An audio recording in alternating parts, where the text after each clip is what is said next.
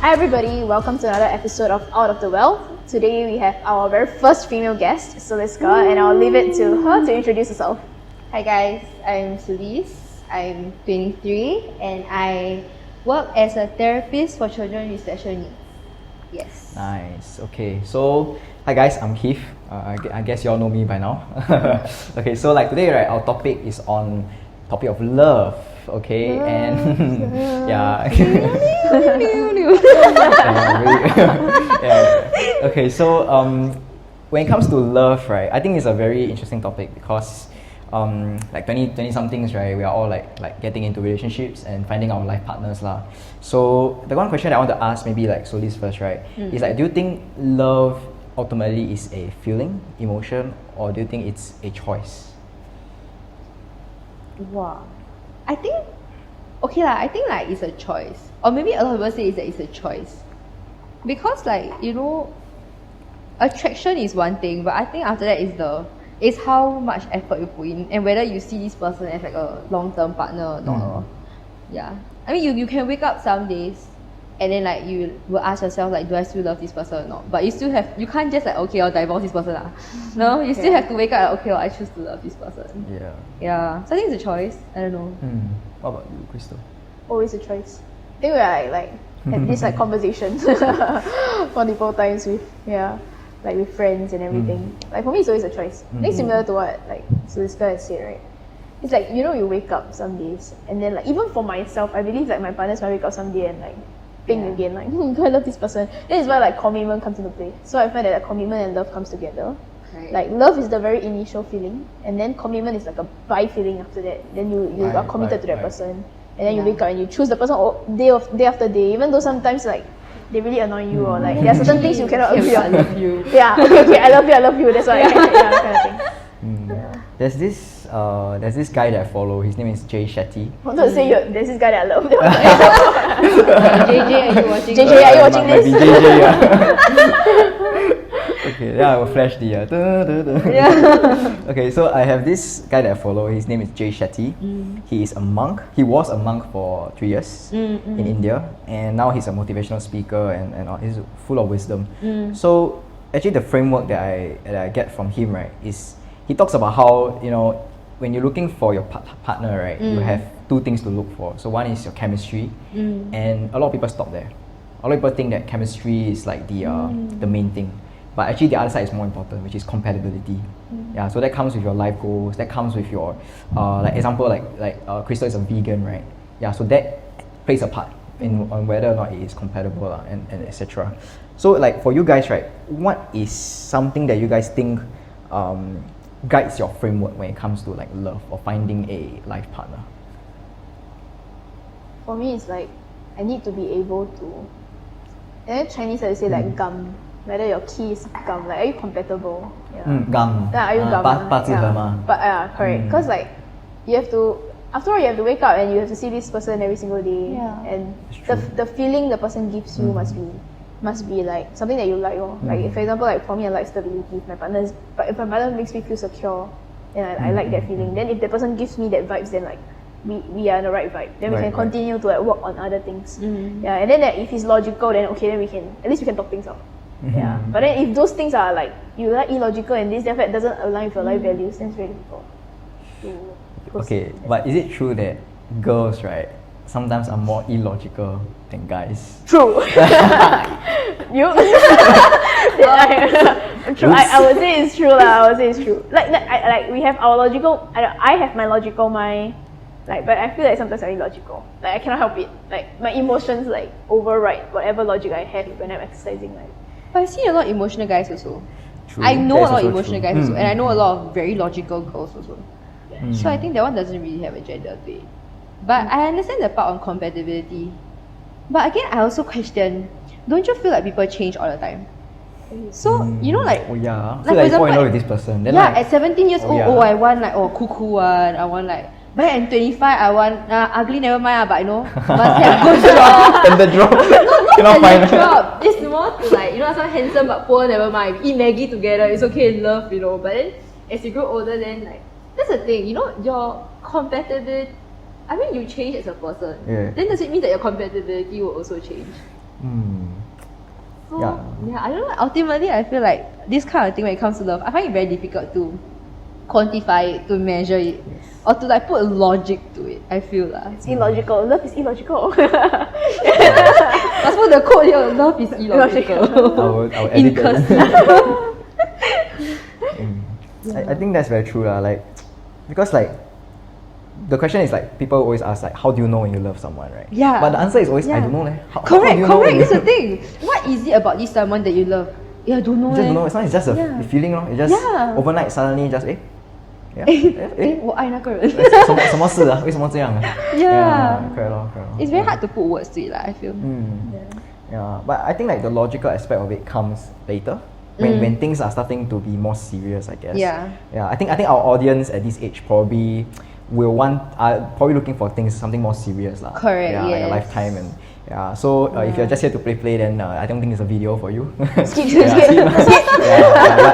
But okay, so for me, right, like the framework I really try and follow, so which is like chemistry. And if the chemistry passes, right, then you have your compatibility. You gotta think about your life goals. You gotta think about whether logically can it be sustainable or not. Yeah. So according to this monk, right, so there are 5 things to look for lah. So the first 3 things have to do with chemistry. So things that basically is like you're in love with what this person have. So like his money maybe, or her intelligence, right, or her. These are things that they have superficially, right. Then you also have things like what they're good at, you know. So all these things come with chemistry, right? The vibes, how they make you feel, that kind. Yeah, but when it comes to compatibility, it's about your values, your principles. Yeah. So that's one thing that I've learned from this guy. I think it's quite legit. To a certain extent, it leads you to a healthy relationship lah. I feel. Yeah. Because without this, then there won't be boundaries, and when there's no boundaries, it can get a bit psycho. Yeah, I feel. it is. What do you mean by that? Because like, okay, for example, if let's say you really follow by your emotions, right, you will do a lot of like really reckless things, you know. But when you have boundaries, like for example, okay, like what you say, maybe intelligence. Yep. So you'll go for someone that, or okay, let's not say intelligence, but life goals, for example. You go with someone who you feel that you can't possibly go with someone that says, oh, I want to do something unrealistic for the rest of my life. For example, I want to go Hollywood. Okay, not saying it's impossible, okay, but but if you have that in the back of your mind and you are okay out of just love, then it's not sustainable, and it becomes very toxic. Right. It can get very toxic. Yeah. Because you'll be a constant battle with yourself. Because you don't know like whether do I really love this person and I'm doing this or what. You know? Yeah. What do you guys look for in a guy? This one can quantify one man. Your current boyfriend is your ideal type. I cannot really say what. No, I think he comes in the like he comes in the security kind of feeling. Okay. Yeah, that I think is always what I'm searching for, but I don't know. You get what I mean? Like You never knew until I never knew until like I met him that I know that like it's this kind of feelings that I've been looking for. Yeah, I always thought in my mind like my ideal type, like you say lah, it's like my ideal type. I always thought it's like a very fun, like more serious person, and then like less fun, but then like know how to like talk very well, this kind of thing. But then like sometimes after I met him, then it's like different. Sometimes life just throws you a Curveball. Yeah. Yeah, like we met at this like workplace, right? And at that time, honestly, it wasn't a pleasant event. So like my colleagues always say like we found love in a hopeless place. Like it was really hopeless, and then, like, we found love there. Yeah, but yeah, it's very difficult to like you say quantify why you love the person. It's just a feeling that you get. I think it also like really dependent on how you feel as a person. Like for me, I always like seek security. I'm very like, not say I'm insecure, but like when I'm secure in my life, remember the other episode I talked about my life graph. When my life graph is peaceful, right, that's when I feel the most happy. Yeah. So he provides me that line graph. He always tries to bring me back to that line graph. So it's a good match lah, I would say. Yeah. What about you? What do you search for in a partner? Don't say about face lah. Face describe you can do a shout out. You can do a shout out. Then if there's any viewers that meet your ideal type. Applicants. I Applicants, can put a form. I can turn this into a form. Okay, sure. You can put like the Google link. Google Forms, right? Yeah, Google Form and everything. Yeah. For me, I don't know. Okay, we're just gonna be very real here, okay? So for me, I feel like, and I'm pretty sure people out there who don't know boundaries in terms of love. So they really go by feelings, which is why I say it becomes very unhealthy sometimes, because you think that you may like the person, but it's because it's like something within you that you haven't resolved yet. Wow, okay. Then that's you, interesting. yeah. So for Yeah. example, like maybe I say, for example, okay, I'm a very insecure person. Then I find someone who is like, very confident, very cocky, right? Then I take the cockiness as like something I look up to, and then I try, but I didn't know that it is a red flag. You know, but you think that this person is so confident, but actually it's just pure cockiness or arrogance. Right. So for me, I don't know. I think that comes with a level of self-awareness, like when you know what you want. Yes. So like, yeah, I feel like maybe I'm still growing. It's like I don't know what I want. So I think it also takes experience, very experience, right? A lot of guys, right? Exposed. No lah, but yeah, I think it comes with the level of self-awareness, which I haven't established yet. So I'm still like trying to find out. You what type of girls do you like?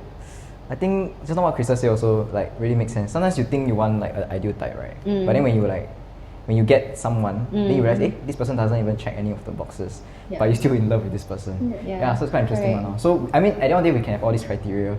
So for me, like I'm always someone. I'm an INTJ, so that's my 16 personality types lah. And for me, I always envision the future. So one of my strengths I would say is being a visionary.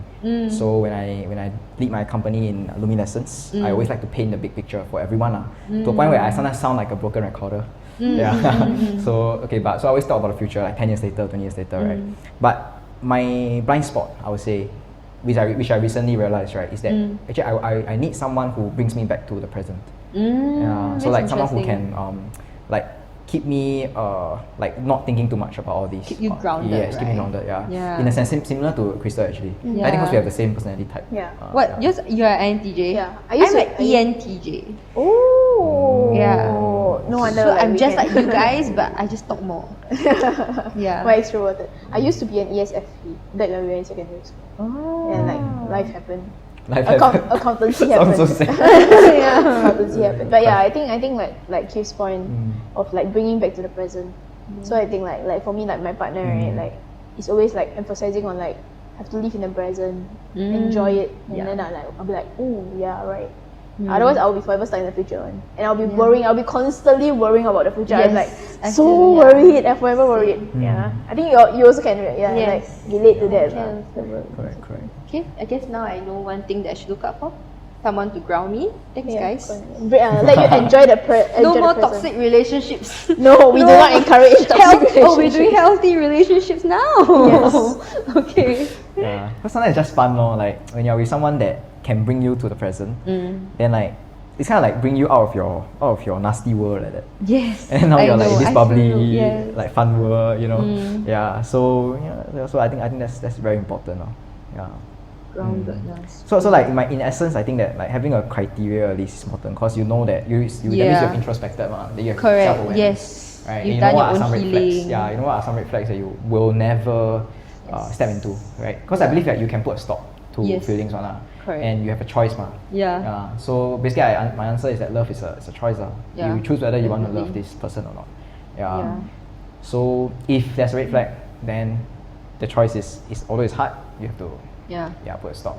Yeah. So but if the criteria, some boxes are checked, when the relationship goes on, it may not always be what you're looking for, right? The person may be a little bit different. Because I see many relationships like that. Like I got friends that they tell me they want this kind of girl, this kind of girl, this kind of girl. Right? Then suddenly you come out, why are you dating this girl?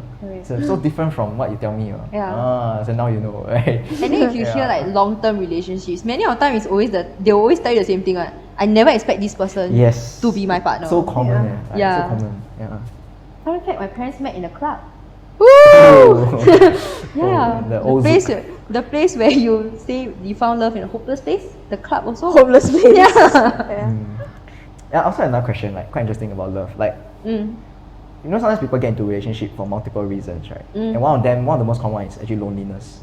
But we never really realize it. Like some people get into it without realizing it, right? Yeah. Like, do you guys? What are your thoughts on it? Like, if let's say we get into a relationship because at this moment I feel lonely, right? And this person just happens to come along, and then you're like, what are your thoughts on that? Okay, I'm not going to lie.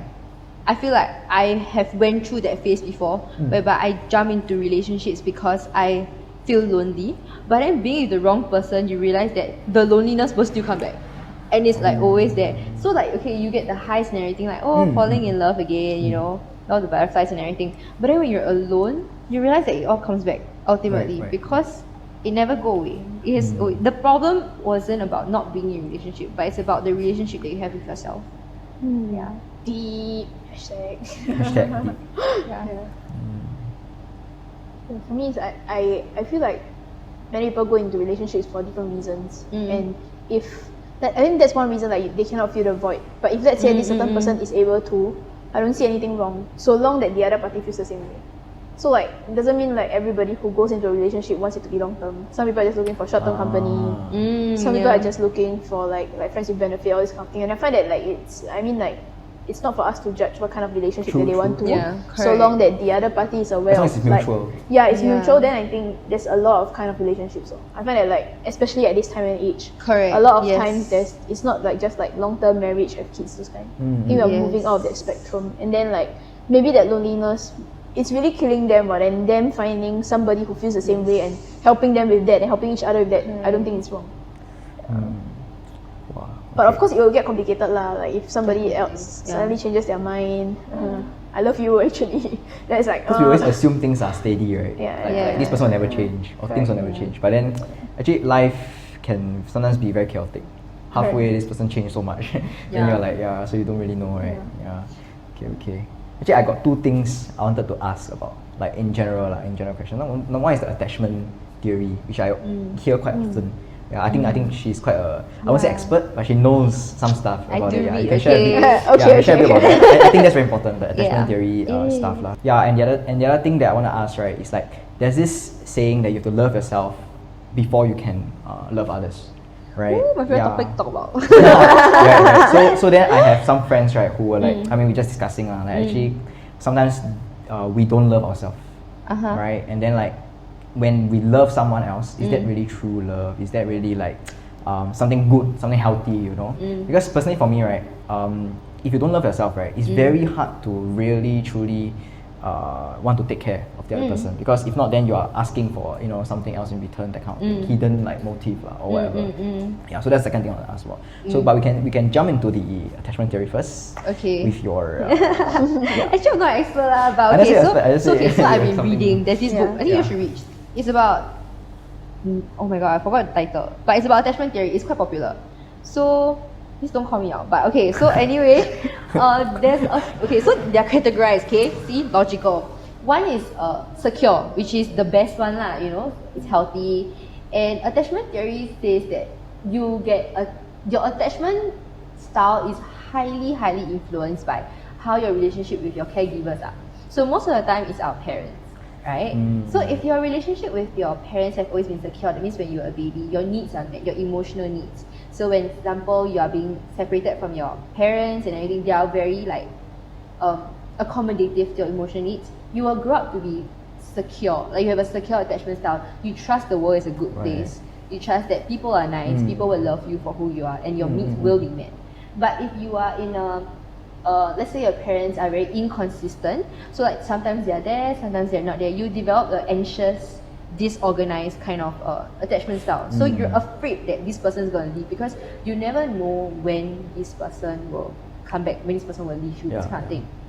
Because you had that experience before. Yes, correct. And I think about attachment theory is that it is so ingrained into your head, it becomes like a self-talk.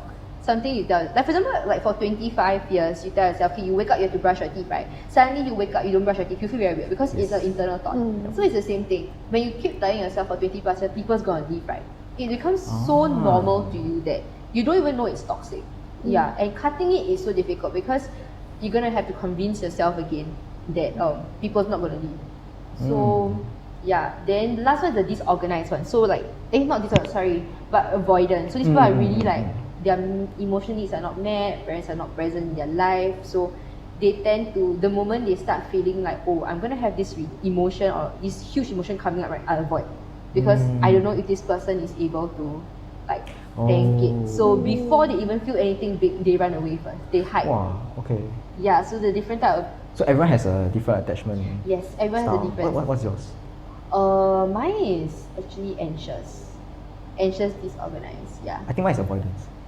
Yeah. Yeah, I think that really is. Yeah. Yeah. I mean, do you have any more things about avoidance? But quite interesting. I want to learn more about it. You can go and do a test. There's a link here. Yeah, but it's a test. It's a legit test to ask you like what's your attachment style. But I think avoidant is further like separated into two some more. So anxious is one, anxious, and then there's two avoidant. Two types: fearful avoidant and dismissive avoidant. So fearful avoidant is you want to be in a relationship but you are scared. So you approach it, but then you at the same time you siam very quickly. Dismissive is like, okay, emotions coming, I run. So like totally block it out before it even starts. So which are you? I think I'm the fearful avoidant. Because you want to love, but you are scared. So for me is once it reaches a certain point, right? And so for me is if it reaches a certain point with this person, I will tend to cut it. And for me is I always tell myself to be like I'm okay alone, right? Because I mean I have some philosophies that I really follow. So one of them is Stoicism, which is a very like practical philosophy. But it can get very like you can make you very isolated. Yeah, and I also follow some monk philosophy as well, where that's actually one of the key personalities of avoidant attachment. They are so fearful to the point that we want to be self-sufficient. They are so isolated, so they don't even know that they are they don't want to reach out to others because of that. Yeah, correct. Yeah. I think subconsciously, okay, now it's not really subconscious because now I know, right? So it's not really subconscious. Yeah, but a lot of times subconsciously is like, for me it's like when you sense something is coming and it's like going to shake your sustainability so far, right? Like then you want to avoid it.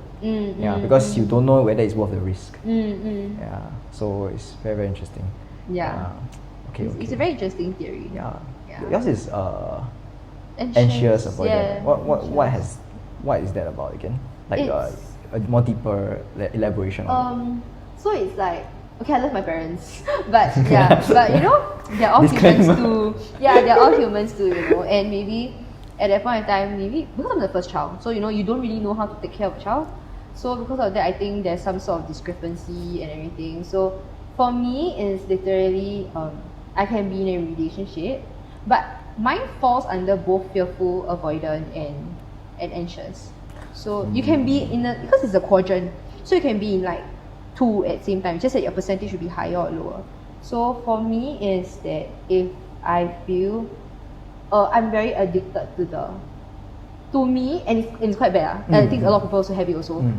They think that when someone doesn't give them attention, and then when they suddenly come and give them attention, they feel high, they get addicted to it. So it becomes, you know, F-boyology. But yeah, really, that's really the principle behind this kind of toxic relationship, because you like the highs. Because you're so not used to consistency. So when you have, to you, inconsistent equals to love, because that's how love is presented to you as a child. Yeah. Wow. So you grew up thinking, inconsistent equals love. Yeah. So which is bad. So that's why I'm constantly. But the thing is that there are some attachment style that fits well with another attachment style, and you take a very long topic to be honest. Take attachment style. Yeah. Because for example, you can never put avoidant together with anxious, because it's like one runs away, one is like, oh, she's running away, come back now, then I feel love. So it's very toxic, you know. Yeah. So yeah. It's very interesting. Sounds accurate. Yeah, it sounds accurate. Yeah. What about Crystal? What are the things you do? I think you're a secure. I feel like you're a secure. What is a secure again? Yeah, what's a secure? Secure is they trust that the world is a good place, lor. I mean, they trust that people are nice. Wow, so she's like an angel, lah. Not really. I mean, they know that human is. No, I trust that humans are intrinsically nice. Yes. Yeah. Even though they might not be. True. I think my boyfriend's a nice person. Because she has a very healthy family. I feel like her family dynamic is very healthy. So since day one, when I met her, so all along, whatever I've heard about, not like my family is very bad, but disclaimer again. I love my family. I love my family a lot. Please don't kick me out of the house. Love my family, but her family is another level. Yeah. Yeah, it's really. Their relationship is so nice. Yeah.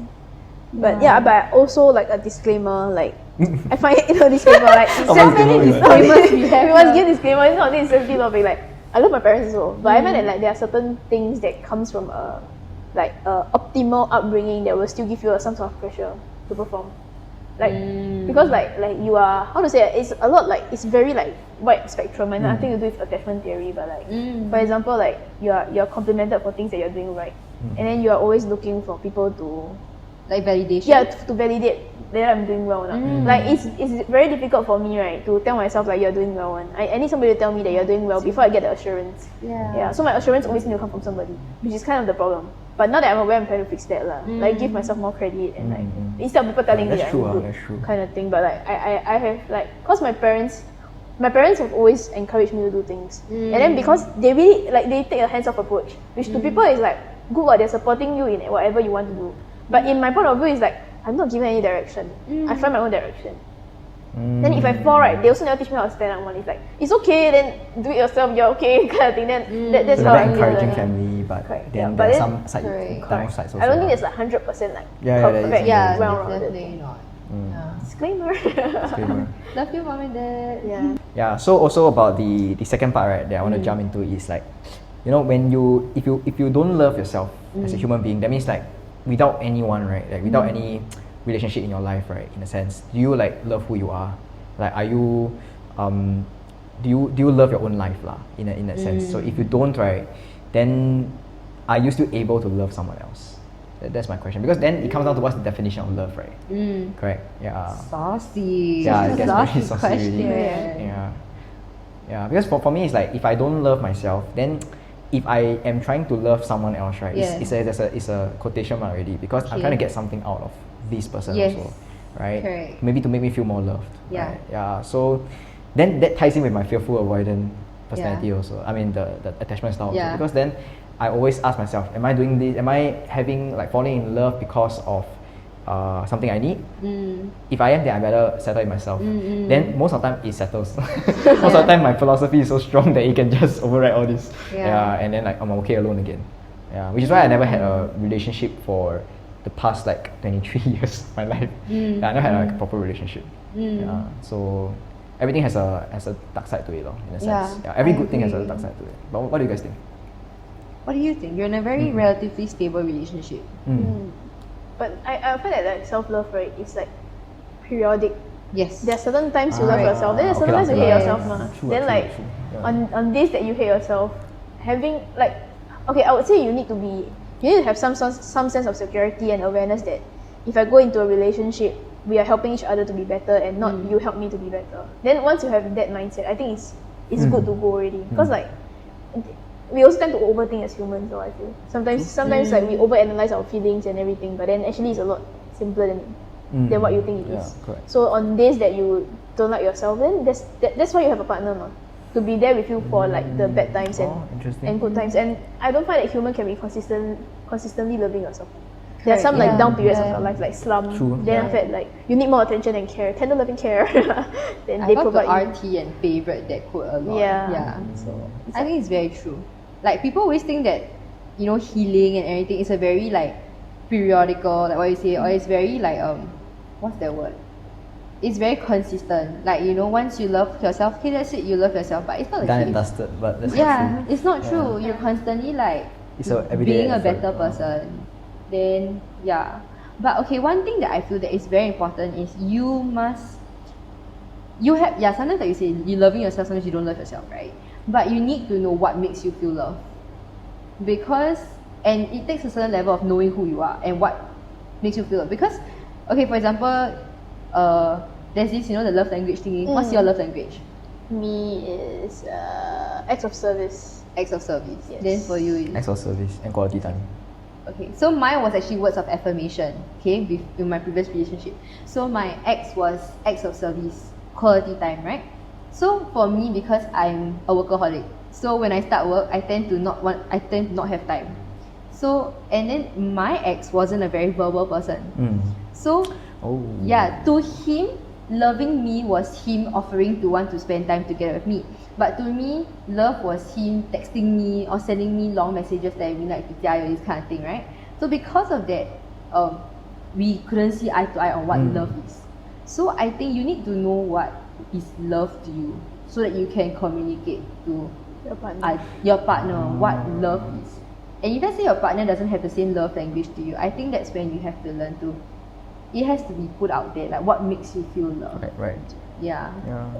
And I think it takes a lot of like practice also.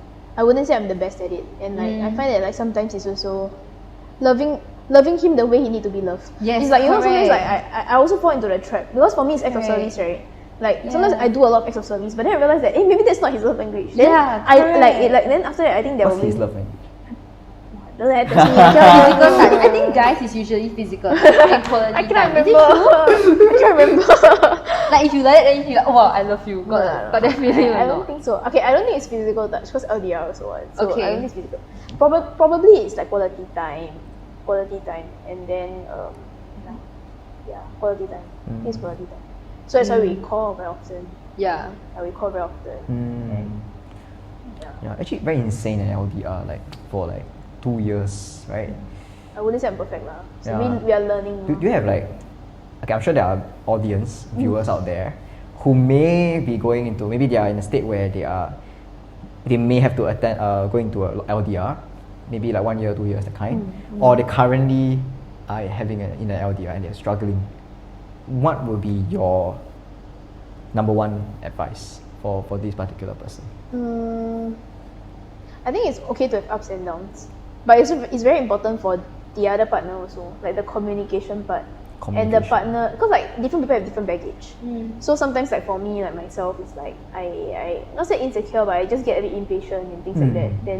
Then when things don't go my way, I get a bit frustrated and all. But then like my partner has a lot of patience, and then he always communicate trust. So my like how my trust is built is consistency, which he has been putting in a lot of effort to like consistently call me and everything. So with his part of that work, and then me trying to be more like thoughtful lah, trying to learn to be more thoughtful, then I think that's how it works out lor. I think it's the trust. Okay, like one thing I know I do very well, I don't overthink. Like I know some people, like when they go into LDR, they think a lot like, oh, what if my partner is doing this to me, or what is sitting on me? It's like, I never ever had that thought. Like, because I have that basic trust that like if we're in a relationship, then like I will trust that you don't cheat on me, because I don't think that is a healthy relationship. Imagine me every day sitting at home, oh, is he gonna cheat on me, all this kind of thing. Like I never had that. Are you with that girl on your IG story? Yeah. Who's that girl? Yeah. Who's that girl? No, but like I don't ever think he will cheat on me. So I think that helps also. Like that security that you have for yourself. What had he done right that has earned your trust that much? So for the guys out there, he can learn. But different girls different names. Sometimes some girls like the high, like the fuckboy vibes. Like for me it's like pointing fingers.